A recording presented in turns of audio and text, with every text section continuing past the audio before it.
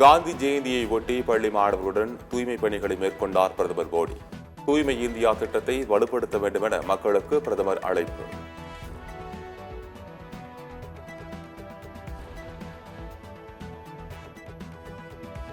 அச்சமின்றி வாழ கற்றுக் கொடுத்தவர் மகாத்மா காந்தி என எதிர்க்கட்சித் தலைவர் ராகுல் காந்தி புகழாரம். மகாத்மா காந்தி சாதாரண மனிதர் அல்ல, நம் வாழ்க்கை சிந்தனை முறையை வழிநடத்தும் தேசப்பிதா என பதிவு.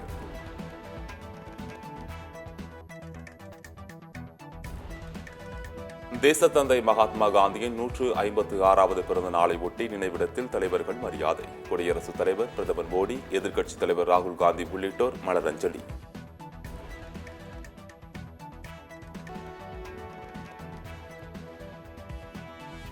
தலைசிறந்த தலைவரான காமராஜரின் நினைவு நாளில் அவருக்கு பணிவான அஞ்சலி. காமராஜரின் பணிவு அர்ப்பணிப்பை போற்றுகிறேன் என காங்கிரஸ் எம்பி ராகுல் காந்தி பதிவு.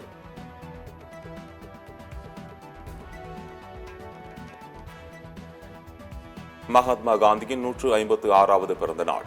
சென்னை எழும்பூரில் அருங்காட்சியக வளாகத்தில் காந்தி சிலைக்கு முதலமைச்சர் ஸ்டாலின் மலர் தூவி மரியாதை.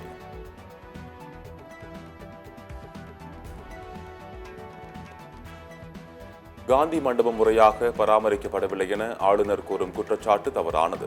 தினமும் தூய்மை பணி நடைபெறுவதாக சட்டத்துறை அமைச்சர் ரகுபதி விளக்கம்.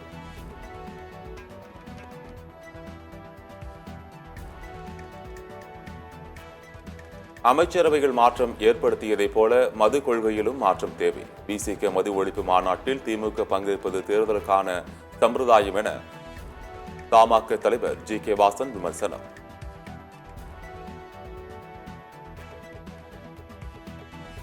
மத்திய அரசு நிதி தராததால் கல்வித்துறை பணியாளர்கள் 32,500 பேருக்கு ஊதியம் தரப்படவில்லை.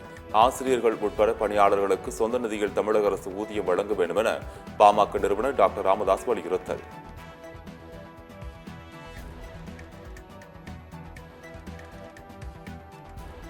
சுங்குவார் சத்திரத்தில் 21வது நாளாக நீடிக்கும் சாம்சங் ஆலை தொழிலாளர்களின் வேலை நிறுத்தம். ஊதிய உயர்வு, தொழிற்சங்க அங்கீகாரம் கேட்டு இன்று ஒரு நாள் உண்ணாவிரத போராட்டம்.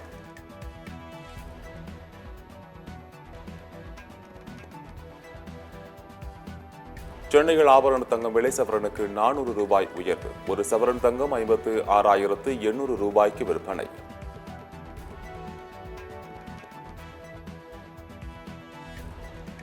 மகாராஷ்டிராவில் ஹெலிகாப்டர் விழுந்து விபத்து. 2 விமானிகள் உட்பட 3 பேர் உயிரிழப்பு.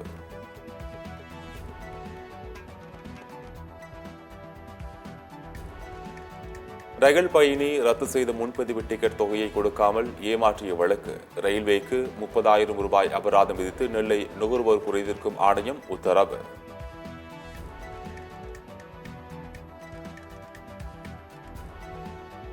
கொடைக்கானலில் வனத்துறை கட்டுப்பாட்டில் உள்ள இடங்களை பார்வையிட சுற்றுலா பயணிகளுக்கு இன்று அனுமதி இலவசம்.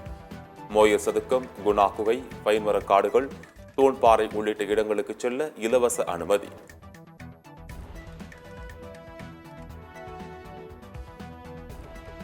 குற்றால அருவிகளில் சுற்றுலா பயணிகளின் கூட்டம் அதிகரிப்பு. அருவிகளில் நீர்வரத்து சீராக இருப்பதாகவும் விடுமுறை தினம் என்பதாலும் குவியும் சுற்றுலா பயணிகள்.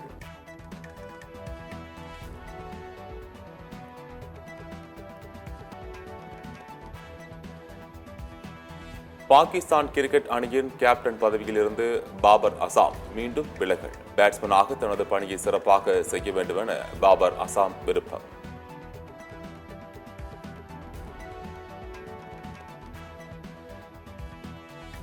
மேட்டுப்பாளையம் உதகை இடையே 2 நாட்களுக்கு பின்னர் மீண்டும் ரயில் சேவை தொடக்கம். கல்லால் அடர்லி இடையே தண்டவாளத்தில் சரிந்து விழுந்த பாறைகள் அகற்றப்பட்டதால் மலை ரயில் சேவை தொடங்கியது.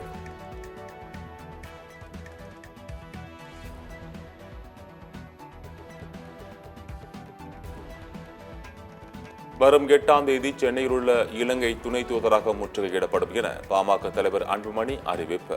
தமிழக மீனவர்கள் மீதான இலங்கை கடற்படையின் அடக்குமுறையை கண்டித்து போராட்டம்.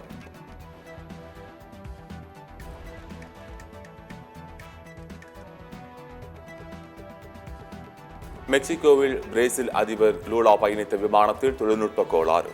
4 மணி நேரமாக வானில் வட்டமடித்த பின்னர் பாதுகாப்பாக தரையிறக்கப்பட்டது.